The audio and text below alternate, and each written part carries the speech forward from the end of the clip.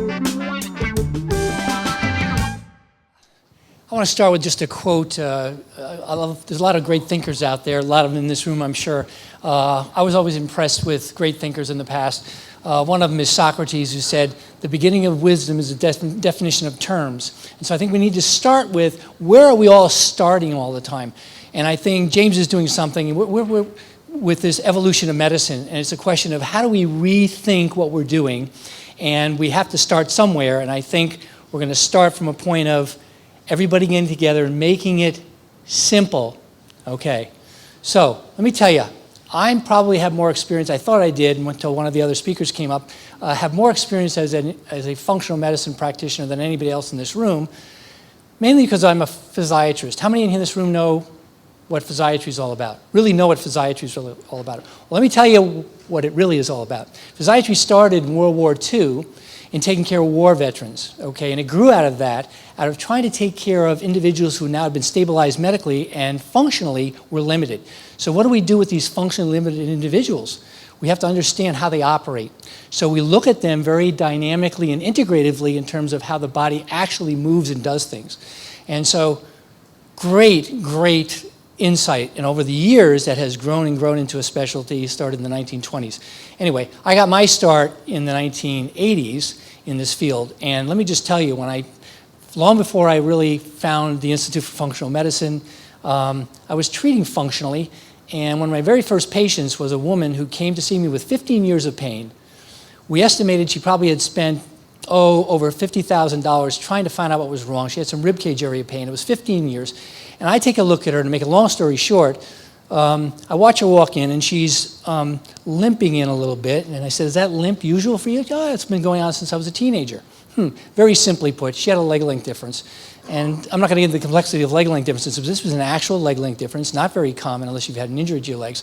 So this woman comes in, and I said, "Boy, look at that. We put a lift in her shoe. She has ribcage pain over here for 15 years. She had a lung biopsy, too, amongst all the other things that was done, trying to figure out what the pain was. And we put a lift in her shoe. We then leveled her pelvis out. We did some corrections in her spine, alleviated some trigger points in the serratus anterior muscle, and in 2 months she was pain-free and pain-free for the rest of her life in that area.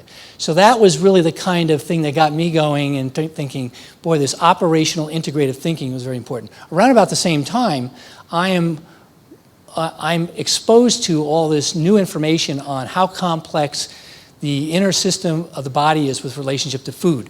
All the phytonutrients were coming out. It was in Time magazine, and now instead of there being 40 or 50 nutrients that our body's dependent upon, there are tens of thousands of nutrients that our body's sort of working with.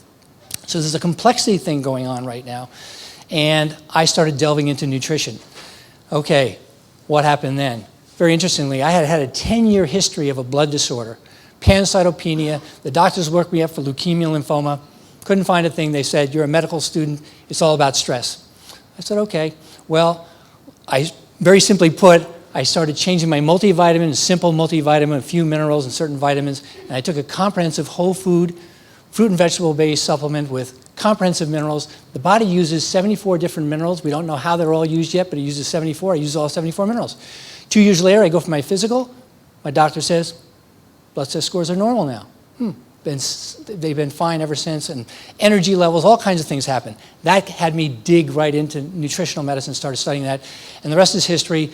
About 10 years ago, I heard about the Institute for Functional Medicine, and now what James is doing with evolutionary medicine. Let me tell you, the biggest thing that I'm afraid of is that we're going to take all this complex information, and let me just tell you how complex it is. Just for a minute, there are about 1 trillion cells in the human body, actually up to maybe 200 trillion. There are 1 million individual biochemical reactions occurring in the human body every split second. Right now, all of us are sitting in this room. What's 1 million times 1 trillion? It's a quintillion. If we're all in a spaceship right now, heading out into space, Starship Enterprise, right? And we're heading at the speed of light, and that'll blow your mind, right? 186,000 miles per second, all right? We're moving. It's going to take us 2.5 million light years to get there. That's the Andromeda Galaxy. That's how many biochemical reactions are happening in the human body every split second, okay? We're not going to figure it out. We should keep researching, and we're building upon all this information, but we got to keep it simple. What are those simple things? Very simple, and that's what I said about a kiss. Keep it simple, not stupid. Keep it simple and smart. Be very wise about the big things, or let's call them the details that we're talking about, but never forget the simple things. Nutrition, and this has been shown in blue areas around the world. Nutrition, mental and physical stimulation, okay, and stress management. Those are the biggest things. And then mind, body, and spirit. Those are the three things. Keep them locked in your mind, and let's all get together and keep this thing going. I'm taking it one level further. I got to say this, even though I'm a little over the 5 minutes, but evolutionary medicine, I'm into revolutionary medicine. And I'm working at the state level in Connecticut. I've got lots of people listening. I'm up there talking to the legislators about paying for all this stuff that we're doing. And I've got lots of people thinking, why? Because they can't balance the budget, and they're seeing the cost of healthcare going through the roof.